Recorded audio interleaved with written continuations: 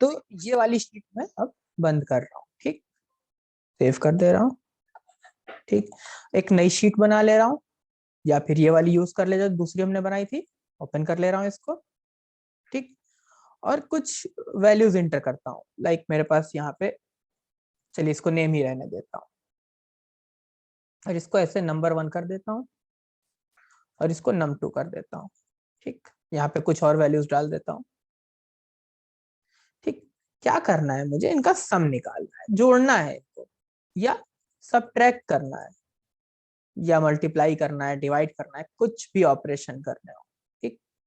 तो for example some करना है, तो क्या करूं, तो मैंने आपको बताया था कि यहाँ पे हम क्या करेंगे, वैल्यूज, मतलब कुछ भी अगर करना है, फॉर्मूला अप्लाई करना है कोई मुझे, फॉर्मूले और फंक्शन दोनों चीजें सपोर्ट करती है, क्या डिफरेंस है अभी देखेंगे। तो मैंने कहा कि अगर मुझे एक फॉर्मूला अप्लाई करना है तो मैं क्या करूँ, मैं इज इक्वल टू से स्टार्ट करूंगा। कैसे स्टार्ट करूंगा, इज इक्वल टू से। देखा था मैंने वैल्यू देके, अगर मैं यहाँ इज इक्वल टू बी, यानी कॉलम बी, और 2 यानी ये वाली वैल्यू, अगर मैं ऐसे लिख दूं तो क्या होगा, B2 की वैल्यू यहाँ आ जाएगी। मैं इसको F2 दबा रहा हूँ, F2, या डबल क्लिक करूंगा तो ये वैल्यू मिल जाएगी। यहाँ भी दिख रही होती है ये वैल्यू हमें, यहाँ भी दिख रही होती है, जो भी लिख रहे होते हैं, ये फार्मूला 12 यहाँ सब दिख रहा होता है क्या लिखा हुआ है, ठीक। तो हमने क्या करा, हमने कहा B2 प्लस, B2 के बाद कौन है, C, सेम सेम रो में C2, ने कहा इनको सम कर दो। देखिए इसने क्या करा आपके लिए, B2 प्लस C2 जोड़ दिया दोनों को, आ गई वैल्यू 24, सही है। अब अगर ये मेरे पास अभी तो यहाँ तीन तीन रो लिखी हुई है, 3000 हो, 300 हो, कितनी भी हो, अगर सब पे आपको यही वाला फॉर्मूला लगाना है तो क्या करना है, फॉर्मूला भी ड्रैग एंड ड्रॉप होता है, और साथ में रेफरेंस चेंज होता है। चलते हैं देखते हैं कैसे ड्रैग करना है। यहाँ नीचे एक, इस कॉर्नर में देखिएगा आपको स्क्वायर दिखेगा अभी जब मैं ये फॉर्मूला लगाऊंगा तो, ठीक। मैं यहाँ क्लिक कर रहा हूँ तो ये आपको एक स्क्वायर सा दिख रहा है छोटा सा, और ये प्लस बन गया है। ये देखिएगा प्लस का शेप चेंज हो रहा है गौर से, ठीक। तो जब ये पतला वाला ये प्लस बना, मैंने इसी टाइम पे क्लिक किया, क्लिक किए हूं मैं, और मैं इसको ड्रैग कर रहा हूँ नीचे, ठीक। जहां तक ड्रैग करेंगे वहां तक फार्मूला कॉपी होता हुआ चलता चला जाएगा, ठीक। अब देखते हैं क्या डिफरेंस आया, 24 नहीं कॉपी हुआ है, फॉर्मूला आगे मूव हुआ है, और साथ में उसका रेफरेंस अपडेट हुआ है। ये रेफरेंस क्या होता है, ये जो B2 है कि कॉलम बी रो 2, ठीक, वो अगले बार बढ़ेंगे तो क्या होगा, कॉलम में जब आप मूव करते हैं, कॉलम में जब आप मूव करते हैं, जब आपका डायरेक्शन ये है मूव करने का, ठीक, तो अगर आपने बी लिखा है तो वो बी ही मूव होगा। बट देख रहे होंगे रो चेंज हो रही है, अगर यहाँ पे आपने B2 लिखा था तो अगले में वो अपने आप क्या हो जाएगा, B3, उसके बाद B4, फिर B5, फिर B6, B7 बढ़ता चला जाएगा। बी के बाद वाली वैल्यू, रो की वैल्यू बढ़ेगी क्योंकि आप रो में आगे बढ़ रहे हैं, पीछे हटेंगे तो घटेगी अपने आप। 1 2 3 4 जैसे सीरीज बढ़ रही थी, ऐसे ही अगर मैं इस डायरेक्शन में मूव होऊंगा तो रो फिक्स हो जाएगी, क्योंकि रो अगर ये 3 थी तो 3 है, 3 में मूव कर रहे हैं, कॉलम चेंज हो रहा है तो अपने आप जिस कॉलम में जाएगा उसके उसके हिसाब से करेस्पॉन्डिंग वैल्यू चेंज करेगा। तो जो कह रहा हूं उसको देखते हैं चल के करीब से थोड़ा। यहाँ पे आपने, यहाँ पे आप देखेंगे वैल्यूज, ये जो सेलेक्ट कर रहा हूँ B2 प्लस C2 था, अभी क्या हुआ था, फॉर्मूला से ऐसे डबल क्लिक होकर इधर क्लिक हो गया था, चेंज हो रहा था, उस कंडीशन में एस्केप दबाइएगा, अनडन हो जाएगा जो भी हो रहा था उस टाइम पे, ठीक। अब क्या है, अगले में मैं क्लिक कर रहा हूँ, देखिए B3 और C3 जुड़ रहे हैं, यानी कि इसके करेस्पॉन्डिंग दोनों वैल्यूज, बी और सी की वैल्यू नहीं चेंज हो रही क्योंकि कॉलम नहीं बदल रहा है, ठीक। रो बदल रही तो उसके हिसाब से रो अपने आप एक आगे बढ़ गई, 2 था तो 3 हो गया। आगे बढ़ेंगे, देखिए B4 और C4 है, B5 और C5 है, करेस्पॉन्डिंग अपने आप रो बढ़ती और घटती रहेगी, पीछे खींचेंगे तो घट जाएगी, ठीक। करेस्पॉन्डिंग क्यों कह रहा हूं, अगर वो 3 से स्टार्ट करे होते तो, फॉर एग्जाम्पल यहाँ 2 की जगह B3, सॉरी B3 और C3 होता तो क्या होता, और मैं इसको ऐसे ड्रैग करता तो ये B4 और C4 हो जाता, एक ही एक आगे बढ़ेगा ना, जरूरी थोड़ी कि B2 में थे तो B2 ही था, नहीं B3 था तो B4 हो जाएगा, B90 था तो B91 हो जाएगा, ठीक। रो में ड्रैग करेंगे आगे तो रो बढ़ेगी, ऊपर ड्रैग करेंगे तो रो घटेगी, कॉलम में लेफ्ट जाएंगे तो जी था तो एफ हो जाएगा, आगे बढ़ेंगे तो एच हो जाएगा। ठीक, ये वाली बात हमें समझ में आ गई है। हम इसको ड्रैग कर रहे हैं तो रेफरेंस चेंज हो रहा है, हमारे लिए चेंज हो रहा है। सब ट्रैक करना होगा तो इज इक्वल टू, हमने कहा B2 माइनस C2। ठीक है, 12 माइनस 12 0, ट्रैक कर दे रहा हूं इसको। 13 माइनस 32, 14 माइनस 34 माइनस 20 माइनस 19। ठीक है, चल रहा है। फॉर्मूला ऑलरेडी लगा हुआ है, यहाँ पे वैल्यू एंटर कर दूं तो अपने आप अप्लाई होगी। फॉर्मूला लगा हुआ है, वैल्यू जब भी आएगी तो अप्लाई हो जाएगी। समझिएगा, जरूरी नहीं कि वैल्यू थी तभी फॉर्मूला लगेगा। फॉर्मूला सेल पे लगता है, वैल्यू पे नहीं लगता। सेल पे लगा रहा हूँ। ठीक, तो वैल्यू में फार्मूला लगाने पे और सेल में फार्मूला लगाने में क्या डिफरेंस है देखते हैं। अगर आपने कहा सम ही कर रहे थे, इज इक्वल टू 12 प्लस 12 जो दिख रहा था 24, बट फर्क क्या पड़ा, यह नम1 को मैंने कर दिया 13। तो ये जो सेल पे फॉर्मूला लगा था उसकी वैल्यू अपडेट होगी, उसकी वैल्यू अपडेट होगी। बट अगर आपने 12 प्लस 12 किया है वो 24 ही रहेगा, वो कभी नहीं बदलेगा। तो एक्सेल में हम वैल्यू का हार्ड कोडेड वैल्यूज पे लगाते हैं कि पाई की वैल्यू 3.14 है तो वही रहनी चाहिए, सही है। बट बाकी सारी वैल्यू डायनामिक लेते हैं ताकि सेल की वैल्यू कॉलम की वैल्यू बदले, तो इसके हिसाब से फॉर्मूले में जो वैल्यू आ रही है वो चेंज होनी चाहिए। ठीक, अब मैं आपसे बात कर रहा था रेफरेंस की, बार बार उसका जिक्र आया। यही B2 ये रेफरेंस है, बट अभी ये रिलेटिव रेफरेंस है। तो अब रिलेटिव रेफरेंस का क्या मतलब है? ठीक, और कैसे इसको एब्सोल्यूट बनाते हैं, बहुत बहुत जरूरी चीज है ये। तो मान लीजिए यहाँ पे मेरे पास एक वैल्यू थी, ठीक है, रेडियस थी, रेडियस थी मान लेता हूं 7, कुछ भी 7 सेंटीमीटर 7 मीटर। यहां मैं चाह रहा था पेरीमीटर लिखना। तो क्या करूंगा, तो मैंने कहा कि फॉर्मूला मुझे जो याद है वो ये याद था कि भैया 2 पाई आर, 2 पाई आर। ठीक, तो अभी क्या है कि एक पाई की कोई ना कोई वैल्यू लेंगे हम, पाई की कोई ना कोई वैल्यू लेंगे। तो हमने कहीं पर ये पाई की वैल्यू लिख दिया, मैंने कहा 3.14 लेके चलेंगे हम, पाई की वैल्यू यही रहेगी। ठीक, हमने कहा चलिए, अगर आपको ये फॉर्मूला नहीं पता तो कोई दिक्कत, सिर्फ ये समझिएगा हमें इन दोनों का मल्टीप्लीकेशन करना है। अभी हमने कहा इज इक्वल टू, 2 तो हार्ड कोडेड था, हमको पता था 2 तो 2 ही रहेगा, इनटू, मैं इस कॉलम पे क्लिक कर रहा हूँ। देखिए अभी तक हमने लिख लिख के रेफरेंस देखा है कि लिख दूंगा यहाँ पे तो काम करेगा। इनटू के बाद मैंने यहाँ क्लिक किया तो ये रेफरेंस खुद लिख के आ जाएगा। ये भी एक्सेल की पावर है। फिर मैंने कहा इनटू, लिख सकते हैं J4, टाइप करेंगे तो भी हाईलाइट हो जाएगा, क्लिक कर देंगे तो अपने आप पुट हो जाएगी वैल्यू। मैं एंटर प्रेस कर रहा हूँ, बेहतरीन 43.96 पेरीमीटर है इस सर्कल का। ठीक, अब अगला आया 45 है अगर रेडियस तो कितना आएगा।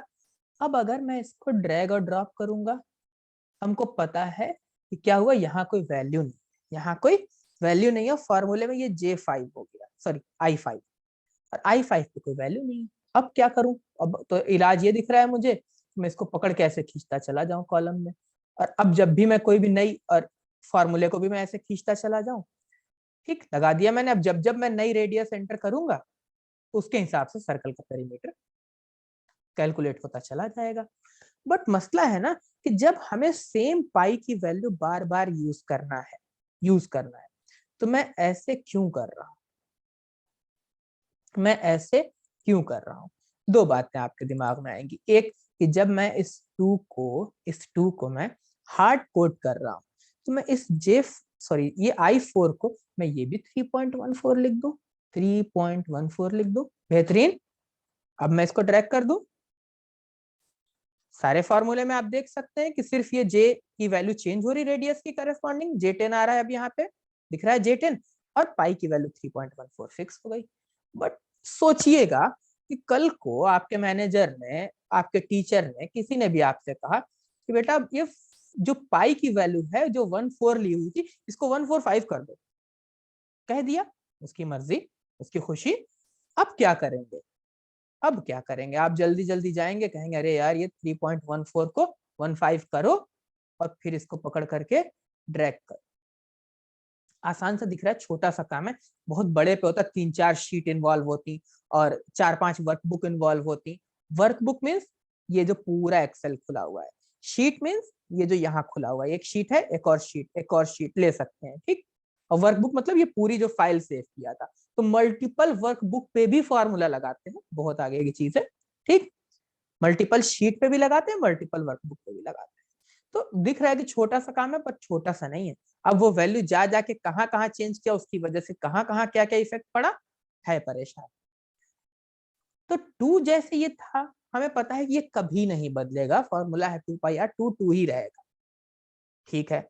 दोनों तरीके की वैल्यू हो सकती है। तीसरी वैल्यू 3.14 जो थी, ये 15 लिख गई है, इग्नोर कीजिएगा। 3 पॉइंट अच्छा चेंज किया था, 15 नहीं करूंगा मैं, मुझे 14 ही रखना है, ठीक। और जब भी ये वैल्यू टीचर मेरा कहेगा, मैनेजर मेरा कहेगा मैं यहाँ चेंज करूँ और यहीं से लग जाए, तब जाकर के हमारे सामने आता है एब्सोल्यूट रेफरेंस। क्या करते हैं, यहाँ पे उस कॉलम की ही वैल्यू लिखते हैं, ठीक।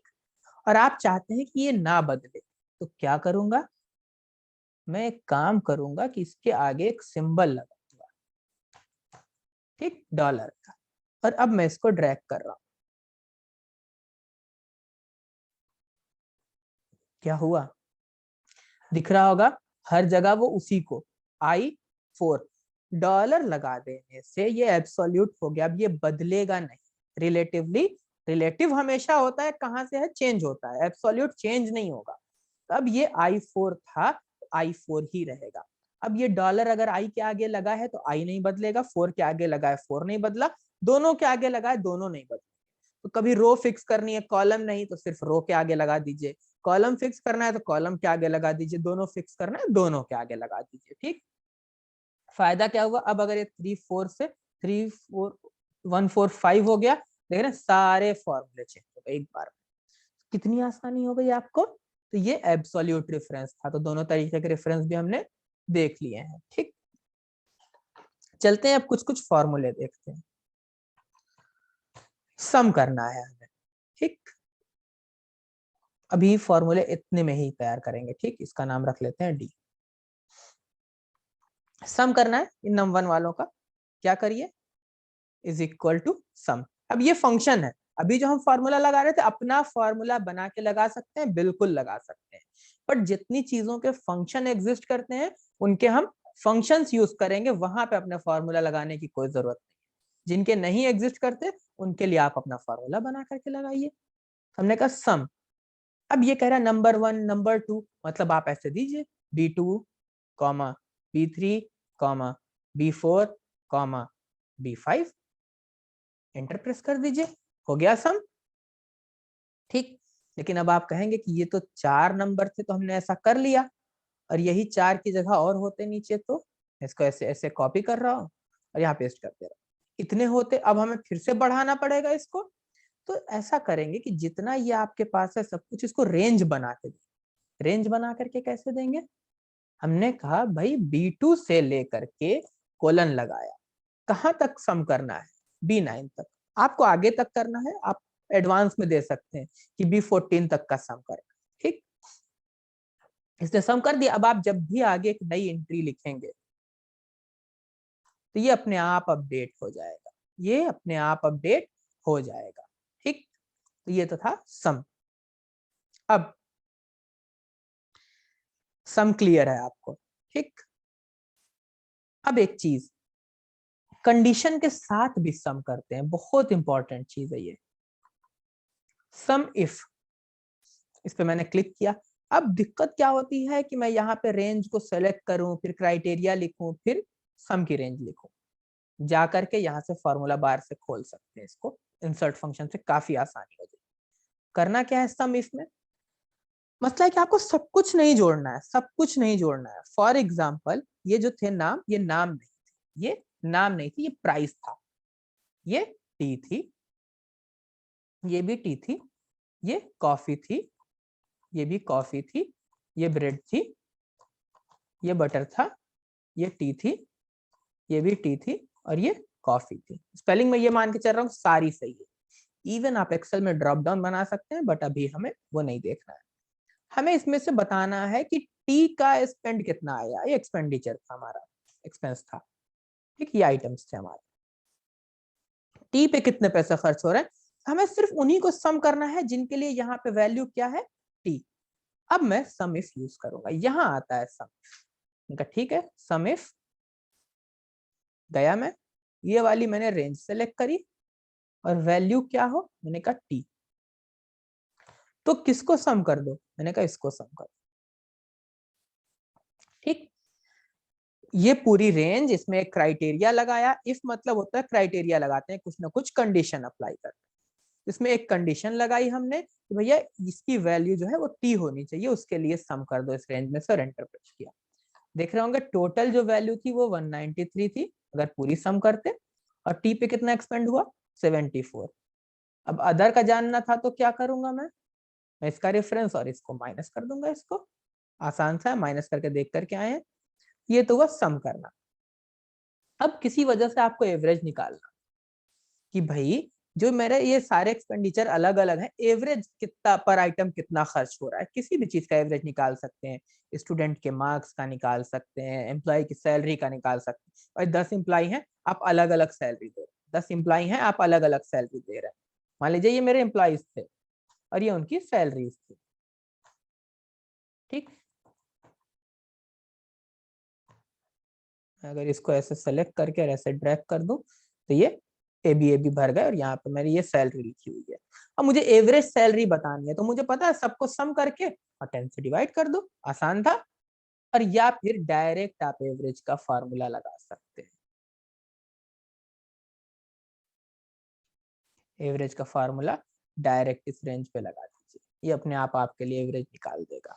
ठीक, तो ये हमने सम देख लिया, या हमने सम इफ देख लिया। बहुत इंपॉर्टेंट चीज है सम इफ। अक्सर ऐसा होता है ना कि सैलरी बताना है, अलग अलग स्टूडेंट के मार्क्स लिखे हुए थे, कि अजहर के मार्क्स लिखे हुए थे, मूलचंद के मार्क्स लिखे थे, अजय के मार्क्स लिखे हुए थे, अलग अलग सब्जेक्ट रिपीट हुए।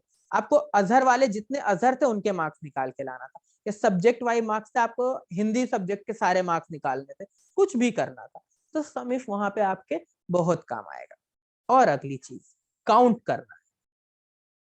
क्या काउंट करना है, कितने स्टूडेंट हैं जो एग्जाम दे रहे हैं, या कितने एम्प्लॉय हैं। मान लेते हैं स्टूडेंट थे हमारे, ये स्टूडेंट थे मेरे,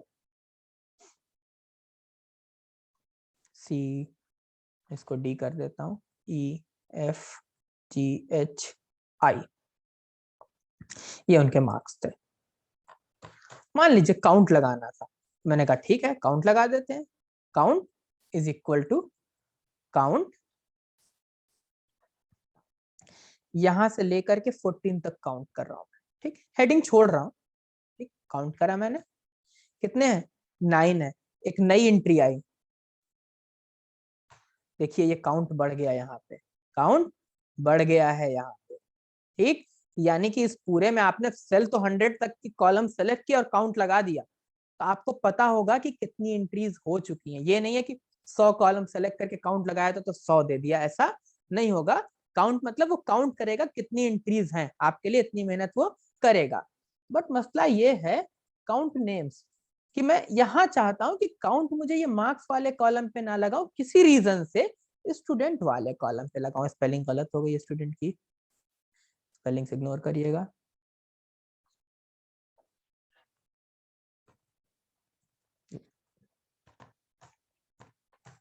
स्टूडेंट, ठीक, तो नाम पे काउंट लगाना था। आपने कहा मैंने तो काउंट पढ़ा ही था, काउंट लिखा, जा करके ये सीरीज सेलेक्ट की यहाँ तक, यहाँ तक, क्योंकि नीचे हमने फार्मूला लगाना शुरू कर दिया। एंटर प्रेस किया, 0 आ रहा है। क्या हुआ, नाम पे काउंट नहीं लगाया। समझना है इस बात को कि जो ये काउंट फंक्शन है, ये जो काउंट फंक्शन है, ये सिर्फ न्यूमेरिक फील्ड्स पे काम करेगा। ये सिर्फ न्यूमेरिक फील्ड्स पे काम करेगा, नंबर्स के लिए काम करेगा, अल्फाबेट के लिए काम नहीं करेगा।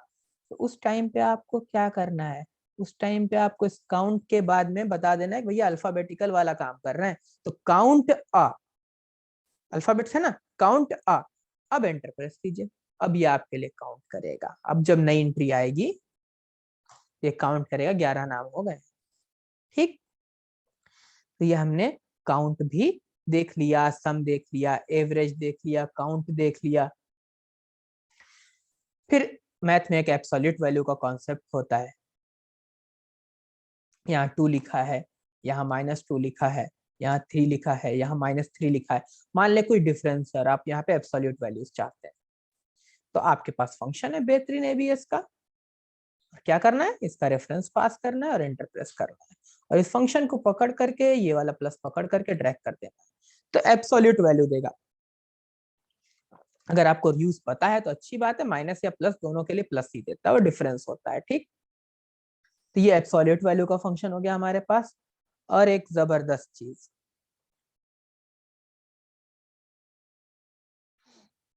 मान लीजिए मैं यहां चलता हूं, इसको उठा करके इधर रख देता हूं थोड़ी देर को, और यहां गया मैं और मैं कुछ सर्च कर लेता हूं।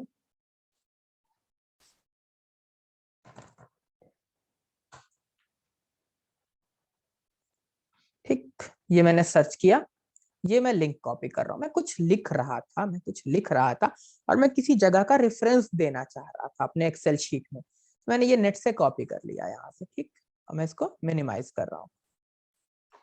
ठीक, यहाँ आया, अब मैं यहाँ पे इंडिया के बारे में लिख रहा था, और मैं चाहता था कि जब भी कोई यहाँ इंडिया पे आकर किसी तरीके से क्लिक करे, कंट्रोल क्लिक होता है वो, तो वो इंडिया वाली डिटेल खुल जाए। रेफरेंस देना था इंटरनेट का, तो उस टाइम बिब्लियोग्राफी बना रहे थे, रेफरेंस देना था, कुछ भी करना था, तो कैसे दूं ऐसा रेफरेंस। तो यहाँ इस पर आने के बाद कंट्रोल और के दबाना है, इसको बोलते हैं हाइपरलिंक।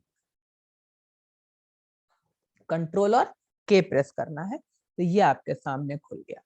टेक्स्ट क्या डिस्प्ले होगा, जो लिखा हुआ है। नॉर्मली इसको हम चेंज नहीं करते, यहाँ से चेंज करेंगे तो वहां चेंज हो जाएगा, बट मैं उसको चेंज नहीं करूंगा, क्योंकि ऑब्वियस सी बात है, जो कॉलम में आप लिख के आए हैं वही दिखाना है। करना क्या है, ने कहा देखिए ईमेल वगैरह के लिए सारे ऑप्शन, ठीक, रिज्यूमे वगैरह बनाते वक्त ये ईमेल वाला ऑप्शन यूज करते हैं। ठीक, यहाँ एड्रेस लिखा मैंने और ओके कर दिया। अब अगर आप इस पे कंट्रोल के साथ आके क्लिक करेंगे, सॉरी कंट्रोल की भी जरूरत नहीं है, डायरेक्ट क्लिक करेंगे इस पे, देखेंगे कर्सर चेंज हो रहा है आपका। ठीक, क्लिक करेंगे तो क्या होगा, वह रेफरेंस जो आपने अटैच किया था, इसको हाइपरलिंक बोलते हैं, वो ओपन हो जाएगा। क्या है हाइपरलिंक, ये सामने जो पेज खुला हुआ है, ये जेनेटिक डाइवर्सिटी। अगर मैं इस पे क्लिक करूंगा तो जेनेटिक डाइवर्सिटी वाला पेज खुलेगा। तो ये जो इंटरनेट पर या आप कुछ बना रहे डॉक्यूमेंट, उसमें जो दूसरी चीजों को लिंक करते हैं टेक्स्ट के साथ, यही हाइपर लिंक है, कि उस पर कोई और लिंक कनेक्ट होता है आकर के। अभी मैं इस पे क्लिक करूं तो कुछ और पेज खुल जाएगा। ठीक, तो ये भी आप अपने शीट में ऐड कर सकते हैं, इसको हाइपर लिंक बोलते हैं। और ये मेरे स्टूडेंट के मार्क्स थे मान लेते हैं। ठीक, तो आपने कहा कि मैक्सिमम कितना है, या आपने कहा मिनिमम कितना है। एवरेज हम निकाल के देख चुके हैं, तो मैक्सिमम के लिए आप जाइए, मैक्स फंक्शन है, लगाइए और ये ऐसे सेलेक्ट कर लीजिए जहां तक आपके पास कॉलम है, और एंटर प्रेस कर दीजिए। देखिए 78 मैक्सिमम है, अगर मैं यहाँ पर 199 दे दूं तो मैक्सिमम 199 आ गया, चेंज होगा। फॉर्मूला सेल पे लगा है, वैल्यू बदलेगी, फॉर्मूला अपने हिसाब से नई वैल्यू पिक कर लेगा। काम कर रहा है, लगातार सेंस कर रहा है, ये नहीं कि अब एक बार 78 दे दिया, फॉर्मूला लगाया था तब बैठ गया। अगली वैल्यू आपने 199 दी, चेंज हो गया। अगली वैल्यू आपने इसको क्या किया, 9 कर दिया, वापस 78 कर दिया। लगातार सेंस कर रहा है, थ्रेड चल रहा है। मिनिमम निकालना है तो इज इक्वल टू मिन, वापस से इसको मैंने सेलेक्ट किया, 9 मिनिमम है, मैं यहाँ पे 2 दे दूं तो मिनिमम चेंज हो गया। ये लगातार काम कर रहा है। ठीक, और एक चीज, बहुत जरूरी चीज, मान लीजिए मैं स्टूडेंट के नाम लिख रहा हूँ यहाँ पे। ठीक, तो ये नाम अभी मैं लिख रहा हूँ, पर माना कि कहीं से मैं कॉपी करके लाया, मैं एक इंसर्ट कर रहा हूँ कॉलम, कॉपीड नेम्स, कहीं से कहीं लिखे हुए थे, किसी जगह से मुझे दिए गए और मैं कॉपी करके लेके आ रहा था। तो जो ये कॉपीड नाम है मैं उनको लेके यहाँ आना चाहता हूँ। तो आपको पता है मुझे अगर पड़ोस वाली रेफरेंस चाहिए थी तो मैंने क्या करा था, मैं लिख सकता हूँ यहाँ पे A2, एंटर प्रेस किया, ये वाले मैं पूरे यहाँ से कट कर रहा हूँ और ये पड़ोस में पेस्ट कर रहा हूँ, यहाँ से हट गए और यहाँ पे ये पूरा ऐसे रेफरेंस लगा दिया। ये बात आपको पता थी कि लेफ्ट साइड वाली वैल्यू उठा करके राइट साइड में ले आएगा अगर इज इक्वल टू मैं ऐसे लिख दूँ। बट परेशानी क्या है कि जो कॉपीड नाम है ये नाम कुछ इस तरीके से था, इसके बाद ढेर सारा स्पेस था, या यहाँ पहले ढेर सारा स्पेस था और उसके बाद नाम था, ठीक। और यहाँ पर अजहर से पहले भी स्पेस था, बीच में एक की जगह 4 5 6 7 स्पेस था और फिर साबरी और फिर स्पेस था, कुछ ऐसे लिखा हुआ था। देख रहे हैं किस तरीके से ये नाम लिखे। तो मुझे ऐसे नहीं चाहिए, मुझे ऐसे नहीं चाहिए, मुझे इनको फॉर्मेट ठीक करना है। तो जो ये स्पेसेस की गड़बड़ी होती है, अक्सर कहीं से आप डेटा कॉपी करके ला रहे होते हैं तो ये स्पेस वाला इशू आता है।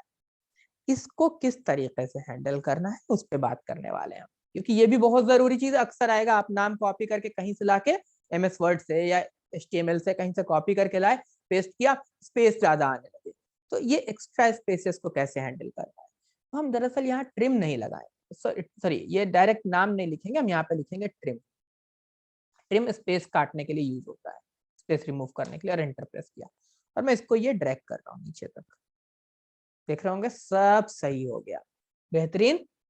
तो ये हमने ट्रिम भी देख लिया, हमने काफी कुछ देख लिया है। अब हम चल रहे हैं एक स्टूडेंट की शीट बनाएंगे और इन फॉर्मूले को किस तरीके से यूज करना है, किस तरीके से यूज करना है, ये सम इफ कैसे यूज होगा, और साथ में इफ भी यूज करके देखेंगे कि क्या है इफ। चलिए इफ भी दिखाता ही चलता हूँ यहाँ पे कि ये इफ क्या है, इसकी जरूरत पड़ेगी अभी हमें शीट में। इफ क्या होता है कि जब भी आपको कोई काम कहा गया, से कहा गया जाओ कमरे में, अगर, तो ये जो अगर है यही इफ लग गया, कुर्सी रखी होगी तो बैठ जाना, नहीं रखी होगी तो जाना, लेके आना, बैठ जाना। तो आप कमरे में जाएंगे, आपको एक कंडीशन दे दी गई, अगर कुर्सी रखी है, तो जाते ही कुर्सी नहीं रखी थी तो आप धड़ाम से नहीं बैठे। आपको पता है कि रखी थी तो बैठना था और नहीं रखी थी तो जाना था, लेके आना था और फिर बैठना था, ठीक। तो यही वाला इफ यहाँ पे, इफ लॉजिकल टेस्ट, कंडीशन, क्या कंडीशन है देखता हूं, 2 नंबर ले लेता हूं, नई वाली शीट पे चला जाता हूँ, यहाँ बना लेता हूँ। एक N1 है और एक N2 है, इनके नीचे वैल्यूज लिख रहा हूँ, ऐसे लिख दिया N1 N2, क्वेश्चन नहीं बनता। ये 23 है और ये 34 है, मुझे जानना है बड़ा नंबर कौन है। मैंने कहा इज इक्वल टू इफ, क्या कह रहा है लॉजिकल टेस्ट, मैंने कहा A3 ग्रेटर देन B3, ठीक। अगर ऐसा है, अगर ऐसा है A3 B3 से अगर बड़ा है, यहाँ पे A3 चाहिए मुझे, है ना। और अगर ऐसा नहीं है, A3 B3 से बड़ा नहीं है, तो मुझे B3 चाहिए। बात समझिएगा, अगर A3 वाली वैल्यू B3 से बड़ी है तो मुझे A3 चाहिए, नहीं तो मुझे B3 चाहिए, ठीक। तो देख रहे होंगे B3 बड़ा था, A3 B3 से बड़ा नहीं था। आपने कहा कि भैया ये जो A3 में वैल्यू है, अगर ये B3 से बड़ी हो, अगर बड़ी हो, तो ये आया कि अगर बड़ी है, ठीक। अगर ऐसा है, क्या A3 B3 से बड़ी है, अगर है आपने कहा तो A3 की जो वैल्यू होगी वो लिख देना, और अगर ऐसा ना हो, अगर ऐसा ना हो तो आपने कहा तो B3 की वैल्यू लिख देना। अगर ऐसा नहीं हुआ तो, नहीं हुआ तो क्या करा, तो आप गए, आपने कहा कि A3 23 था, 23 था, B3 34 था, 34, क्या 23 34 से बड़ा है, आपने कहा नहीं है, नहीं है तो अब B3 लिखना था, B3 की वैल्यू 34, और अगर ऐसा हो जाता तो 23 प्रिंट होता, मतलब अगर ये 34 ना होता तो। करके देख लेते हैं, क्लियर करता हूं इसको छोटा नंबर लिखता हूं, कोई 21 कर दिया, क्या हुआ 23 आ गया। ये इफ है, ये हमारे बहुत काम आएगा, बहुत काम आने वाला है, ठीक। तो हमने इफ भी देख लिया है, हम स्टूडेंट की शीट बनाने के लिए तैयार है। तो अब एक काम करते हैं, हम चलते स्टूडेंट की शीट बनाते हैं।